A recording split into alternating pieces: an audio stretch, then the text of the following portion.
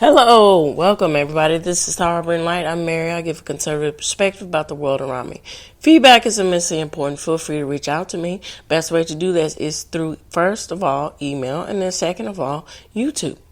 I would prefer email because I can reach you quickly, but YouTube is great. Alright, so I'm on a lot of different audio platforms here, so it won't be hard to find me. Okay, guys, guess what? Flip the script here. It is from what you normally hear. On Fridays, we're getting current.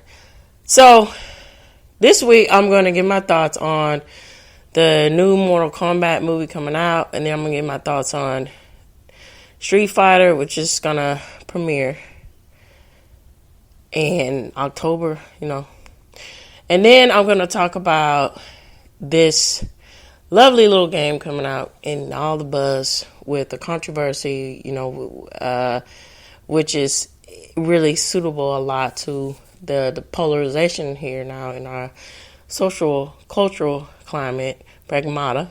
And then I'm going to end by giving my thoughts about the gala at the Met. Here we go.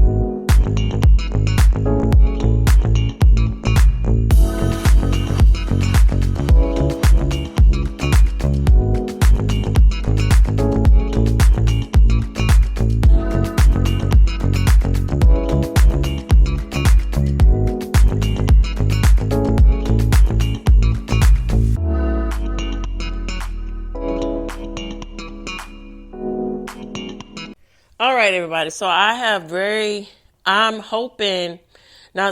I'm planning on seeing this movie actually in the theater, so I'm gonna see how that works out. But anyway, I'll follow up and get to y'all back on that on next week and get I give you the 411 or give you extra extended thoughts if I'm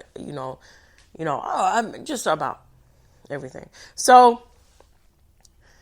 Unfortunately, I did see the first rendition of Mortal Kombat, and my husband and I, we both were, and primarily, I was, us as a unit, but I was really disappointed because it went wholeheartedly against the faction of what the Mortal Kombat story is, what the, everything, the game and what pulled young people, and everybody of my generation and so forth into it. It was about the mixture of combating fantasy and just going and playing with it, not taking everything so serious, like so light, just being, tasteful, right?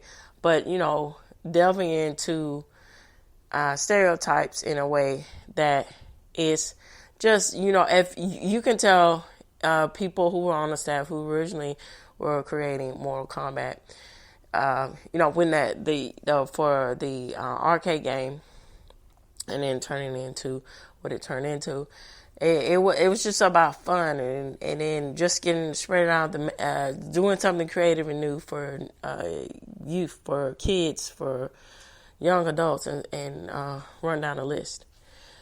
And so here's the problem: when it was right in the midst of COVID, right when when it came out, the first Mortal Kombat, and so that's one thing. And so that was right at the time where SJW, all this stuff was at its roaring grip. And so it was pushed and served down that man bad at no matter what cost. And we must have this tragic origin story, and never minding stripping away from the originality of it and making it bleak where it shouldn't be. Now, really good example of this is of how this will only attract people who are sad sacks, and who the heck wants to be around somebody like that? It reminded me of, now this is more, for comic relief here.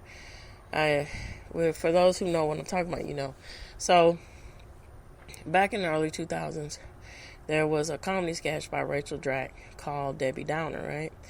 And so, people are just going about their lives and just, it's different case and scenarios like that, right?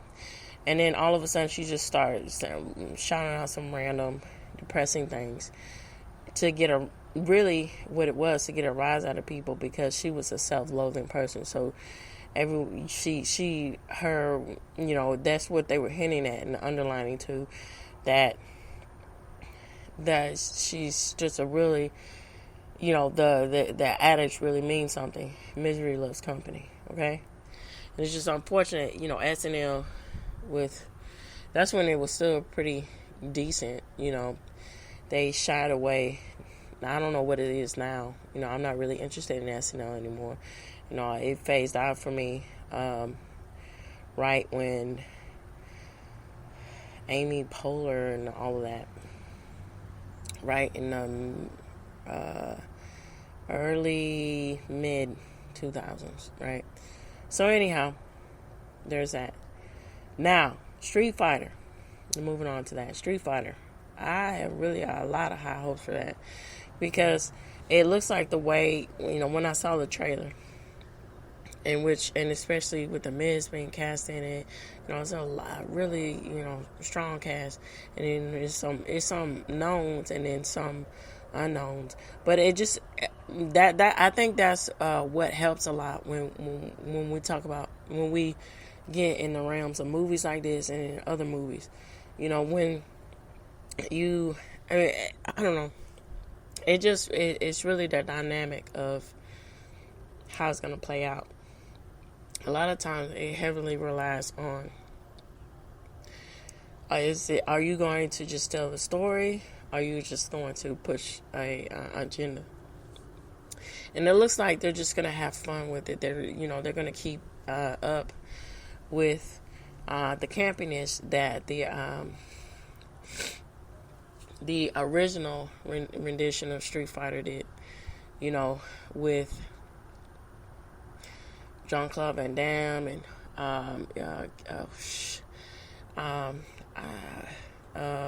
Kylie Minogue and all of that. It was just fun, banter, and then really a lot of insider jokes for people who understood the game, and then extending it out.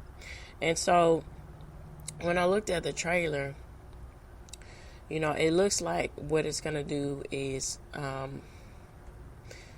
play up a lot on the aspects of nostalgia, of course, but also about reflecting this outwardly into a lot of social commentary of today, and then giving an extending out, onto the characters, and just, trying to get all that together. And it's quite interesting because, if I'm not mistaken, the director was also either the director or had something to do with the Andre Show. And then now the Andre Show, not my cup of tea. It was very obscure humor. I equated along the lines of the Eric and what was that? Y'all know what I'm talking about. The weird twisted humor that was going on with Adult Swim at that time. So here, I'll be right back. Hold on.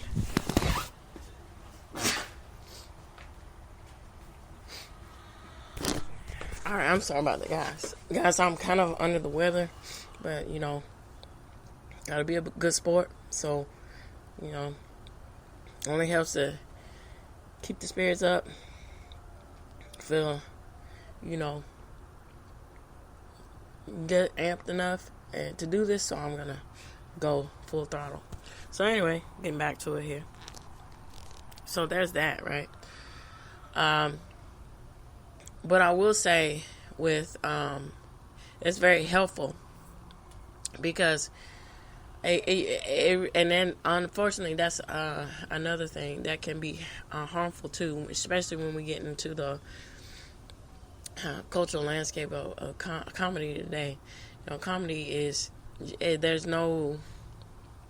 should be no qualms about it, of course within reason, but everybody has their the comedy is subjective, and you cater to your audience and you just go from there, right? And when you get in the business of saying, oh, I have to censor myself, when you're in front of adults, but it's that whole thing where common sense goes a long way. Of course, if you're not in front of adults, yes, you censor yourself. Well, no crap, right? But here's the thing: when you constantly get into the aspects of censoring yourself just to cater to an audience, are you really being a puppet master? Or are you actually being owning up to what your craft is, to be a comedian, to be wittily blunt about upfront about certain subjects or society at large? So I have a lot of hopes for that movie. I think it's going to be pretty interesting. Now that is a movie that my husband and I'm going to go out and see in October. So I'll keep you posted with that when that time comes. All right, so moving on. Pragmata. Oh my gosh, it is insane. All of the buzz around this. Now I'm gonna read the story plot here, right? And then I'm gonna give my thoughts, okay? All right, so it's saying that pretty much I'm gonna run it down in a nutshell. It's very dystopian. Said that for those who don't know what it is. I had to find this out. This is relatively new to me because it's been a minute. I've been a hot minute since I played a console game, and I can tell you, which will lead to my point here. I used to be all over Assassin's Creed, but Assassin's Creed is nothing but a dump fire of garbage now because of, again, political agendas, which I'm fixing to bring up here with this. All right, so let's get back to it. So it says the game is set in the near future on the Cradle, which is an abandoned lunar research facility dedicated to studying lunar filament. All right, so the premise is humanity discovers Luma ore on the moon, and enabling the creation of lunar filament and a material that can be replicated at any time. So after the communication with the station stops, a team is set to investigate. So the conflict is a massive moonquake separates the investigator Hugh Williams from his team. He discovers the facility is controlled by a rogue AI, which is entitled IDUS, which has deployed hostile robots and in some cases is a dead filament, a byproduct that consumes bio-life. Now Hugh, and these are the crucial characters here in the story plot, specifically with the dynamic between Hugh and Diana. Okay, so must traverse the station to find a way to Earth. All right, so the mystery behind it. So the story is told through let me say it again. The story is told through environmental cues and logs that reveal a tragic backstory about by a scientist, Dr. Higgins, whose daughter died due to rushed clinical trials by Delphin Corporation. All right, so there's that. Okay, so let's talk about it. Here's my thoughts from a conservative lens, my conservative lens, from a female perspective and an African American perspective, because I happen to be an African American woman who is conservative. Okay? Here's what I think.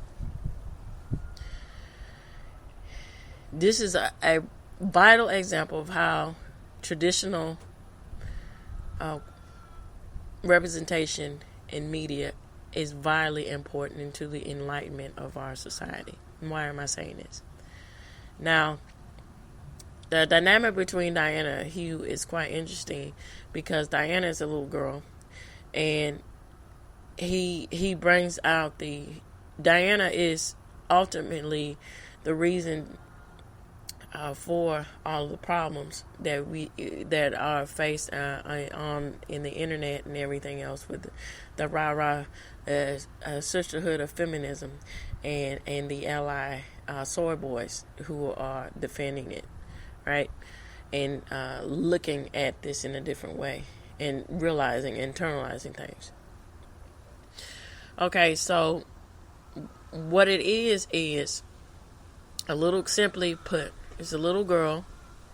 She has no body, and there's a man who she sees as a fatherly role, and he sees her as a way in which to, humanize itself, and they both learn from each other, and they both become a family unit through the trials and tribulations in which they are facing.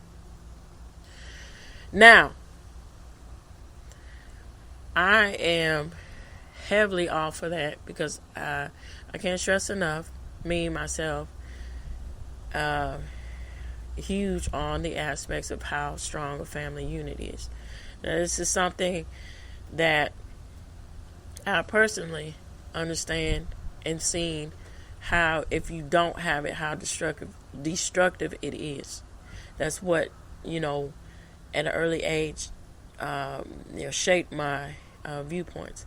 And also, it's really interesting, growing up in the 90s and early 2000s, it was this whole push where, especially you saw this in the black community a lot, right?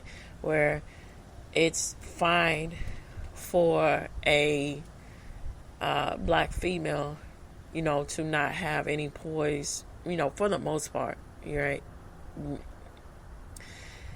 Trying to depict that from a mainstream point of view, but all the contribution that was in the 90s and the early 2000s, this is a harsh reality of that as well.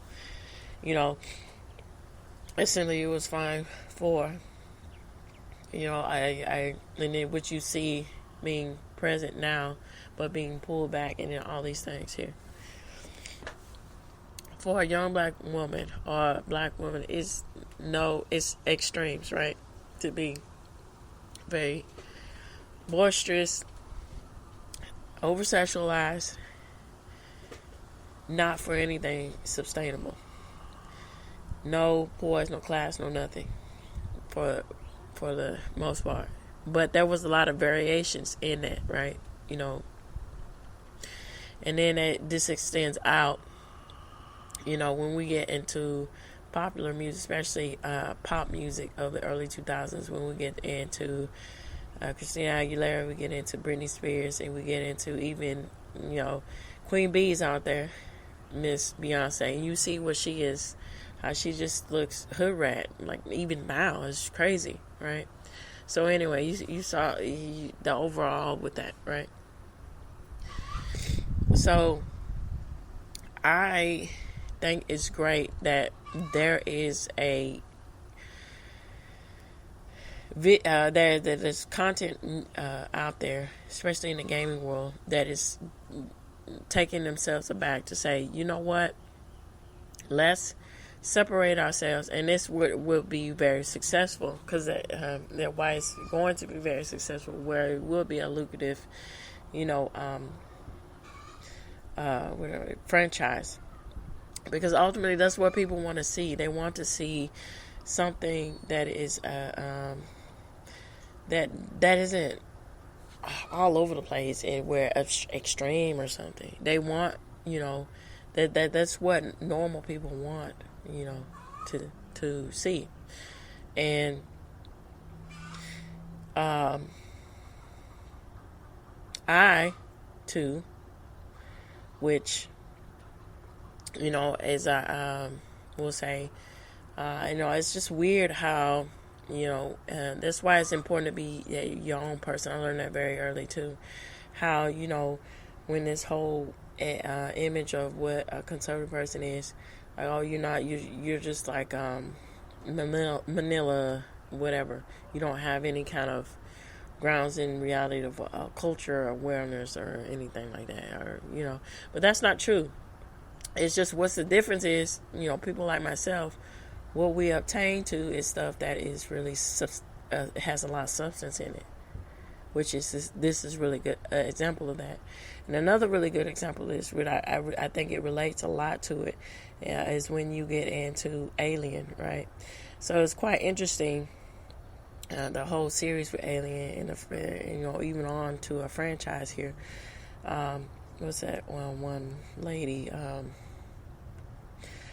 She was in so many. She was in the Hunger Games. She was in, and I think that she's if that is still a game now. Was it? I used to watch it when it was in syndication. Whammy, with Pressure Luck, right? Her. And she went on this whole spiel where, oh, well, I'm sorry, well, there's no real strong roles or representation of women in movies or in the media. And it was funny because so many people just had no problems just shouting out. And, I didn't say, oh, you're full of you're garbage because this, what about this? And I would say, case in point, I think her name, Sigourney Weaver's role. I think her name was Ridley. I'm right. I think, But anyway, and if I'm not mistaken, the same person who wrote this movie, the screenplay, was the same author who wrote Fight Club and everything else. And by the way, that man is on point for his age. He does not look like he's like well into his 70s at most, because I saw him some time ago. It was not too long ago. But anyway, that's beside the point. When he was on Joe Rogan, and he's so well endowed, but he's a really good example of the aspects of how important it is to be self-discipline. Is really important, and that's what he was talking about a lot when he was on the Joe Rogan Experience. Him personally himself, he was talking about how he went through all these different trials and tribulations, but ultimately he found the self-determination with him to move past it, to find something to make that a vehicle to make something better. And that's why he looks the way he does. And then also genetics comes with it. But, it's just very remnant to a lot of his content, because they're so they have so much substance because it comes with something real, right? And so, getting back to Alien, now that was such her Sigourney Weaver's role in the aspects of Alien, and the dynamic and everything was so and it's relevant even now, because it proves the point of how it's far better to have the disposition to be very nurturing about something or towards someone than just being succumbed to dystopian and just being like a shell of a person or a terror of a person. And so it's quite interesting with the Hassan Parker of the worlds and the feminists of the world. There, you can see, and I've seen clips, but you can see in real time with my man Asmongold out there spitting out fire, with showing the clips. I would suggest y'all, if y'all don't know about him, like, to check him out. Like everything else, some of the stuff that he talks about I don't really agree with, but that doesn't matter. What's important is to agree to disagree, and to see and then highlight and give credit where credit is due, because he really does his best to try to find nuance to a lot of stuff. And then we're all different, and then that I can't stress enough, like, who wants to live in an existence where we all think the same? That would be very bizarre. But anyhow, getting back to the point. So, of female gamers, and it's really odd because Goth X, I haven't saw her content in a while, but anyway, she was speaking on this, how in which she left from that world. And the gaming world is very contrarian. It's very authoritative. It's not very. It's not a breeding ground for different ideas, and actually being. It's just not. It's just not really healthy or constructive to anything, right? Most of the time in the gaming world now. And that's why she left, and she decided to have her own channel on YouTube and talk about, and then get into, and then see things from a different point of view. Because she, from her perspective, as her take from her visual vision of her conservative views of how she sees things, right? So anyhow, getting back to that, not being able to admit, and that's how depressing that is, not being able to admit. There's some of these female feminist gamers out here and all this, not being able to admit that's wonderful, and how humbling it is to see a character like Diana in a story plot, and to the point it was one female gamer saying, "Oh, I can't. She's so darn cute, and I want to hate it, but I can't." And it's just how sickening is that, to have that disposition as a woman to say that a child is that's just like the worst thing in the world, to want to have kids and want to have a family. And so there's that. All right, so moving on, and end on my points. So I saw, is it the Met Gala or Gala at the Met, whichever. Okay, you know what I'm talking about. So Vogue does this every year to raise funds, for that organization. So this year, the clown show was all themed out to talk about awareness to, guess what, the underprivileged, disabled people out there, to be readily accessible, to be going there and showing their stuff and strutting their stuff and their grandos, which is, I mean, okay, yeah, sure, everybody will agree, sure, accessibility, but why should it be, my issue that I have with that, why should it be that that's who you are? Because when I was growing up, in which I feel the same way about this, that never faded from me. People who are disabled, why should you showcase that they are disabled? That it's like you're not trying to accept that they are, who they are, and accept them of who they really are. Like, oh, you're disabled. Oh, we must. Oh. Well, of course, I mean, it's common sense that the accommodations and all that kind of stuff.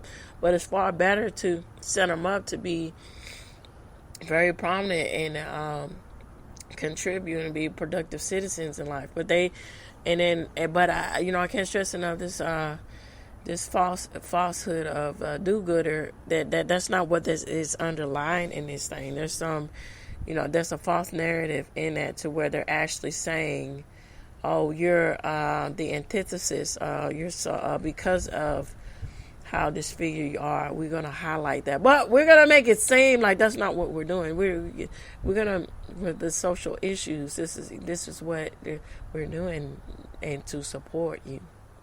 But in actuality, people who are this self-loathing, they want destruction. They gonna find problems where the hell you do for them to accommodate them when it comes to the situation. And so there's that. The fashion. Oh man. Okay, so me personally, I love fashion.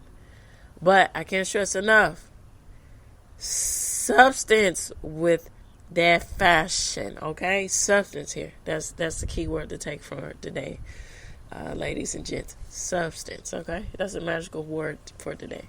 Substance, okay? And that's what is fading a lot with the aspects of fashion and what is in the runway, or the streeping the trends, or nouveau chic, or what is in vogue. So a really good example of this is the disposition between all of this. Now, they had their issues, of course, but you cannot take away the grace that they had, specifically with Grace Kelly, and then even both of, and then the epitome of grace, style, and dignity, and qualms of that nature, the late Miss Great Audrey Hepburn. Now, Miss Audrey Hepburn, there's a reason why these ladies are there's a lot of starlets here, but these two, why they're so pivotal in the aspects of iconic fashion icons here. Now, you shouldn't really, that's a disposition within itself with, idolatry, whatever it's a term. But at the same time, it gets weird when people actually do that, and it's like, yeah. Have connections with, you get in tune with the world around you. Do that. So anyway,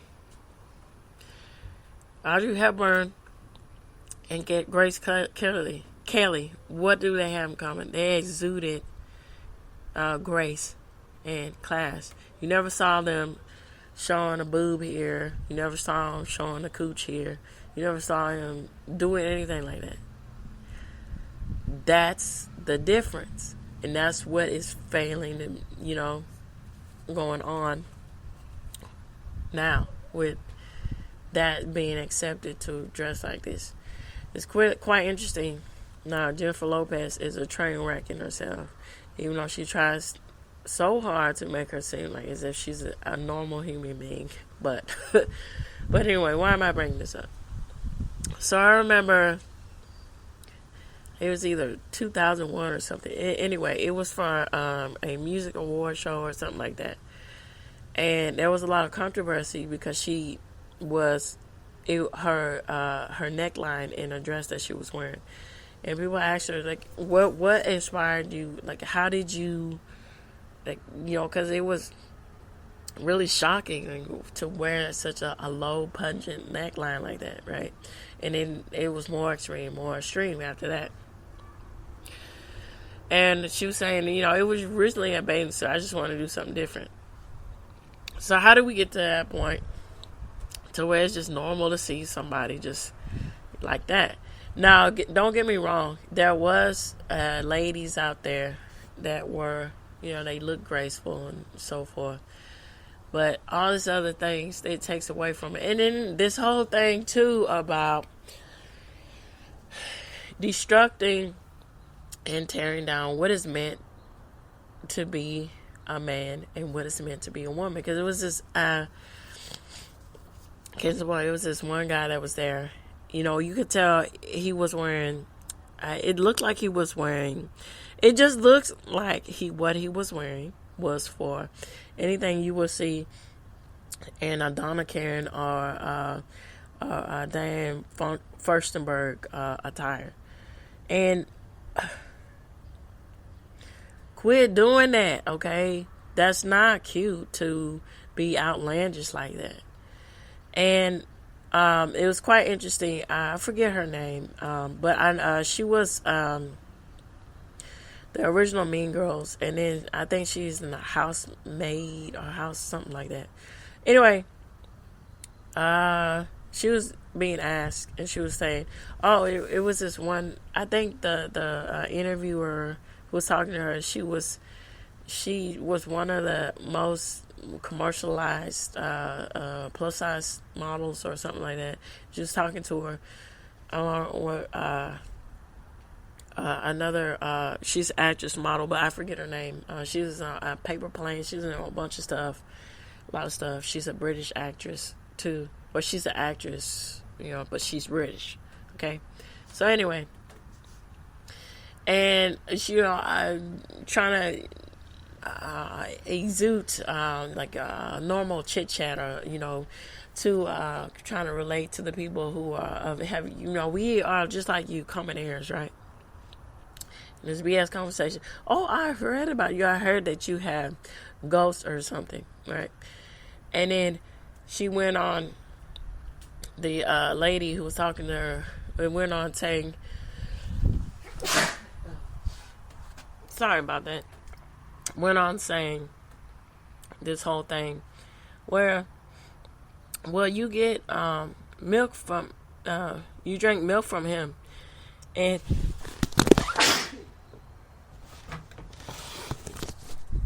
I'm sorry about that, guys.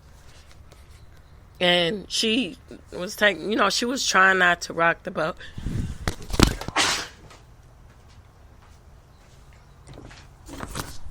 Ooh, excuse me. She was trying not to rock the boat. She was trying her best not to. But she said, oh, I gotta zip it back because I still have to watch myself. I still have to say that I'm somewhat of an ally here. She was in a comedic way. Him, like when you're talking about you can't get milk from a male. Don't you know biology? Female here. And then she went on to this whole thing to change the subject about how she doesn't really, but that's the whole thing here. Quit trying to put those agendas in there that gender means nothing and all this stuff. And then ending with Laura Dunham. And I still don't understand is how this woman is in 6 feet under the prison with her admitting that she is a, pedophile, really, with what she said in all this thing in tell all, whatever the hell it was. And that's just, I don't know. It's weird. And she came out and she's saying all this stuff because I remember when she first came out, she was saying this whole thing about, the girl era, or how she rose to all of that was like her parents are artists or whatever bullcrap story. And so she went on this whole thing about she is in this world because of her background. And she said she saw this weird thing where, again, a woman using her power to be violent instead of not violent. And that's what her attire is all about. And it's like, man, how can you take this stuff serious when you have this kind of, you know, deal going on in fashion? And then, because I see fashion as, it really, like, you are what you eat, and you are what you wear. And it's weird how these things can get construed and not understood when it comes to fashion, because, you know, after all, that's what fashion is about, setting trends and setting examples. But I can't stress enough that the important aspects of paying attention to what those things actually mean. And then, you know, all that. Well, that's all I have. I appreciate all of y'all. So, until next week, let's do our best to stay current. Alright, so this reaches the end. Turn it all the way up. See you next week. Bye-bye for now. Well, hear you next week. Bye-bye for now.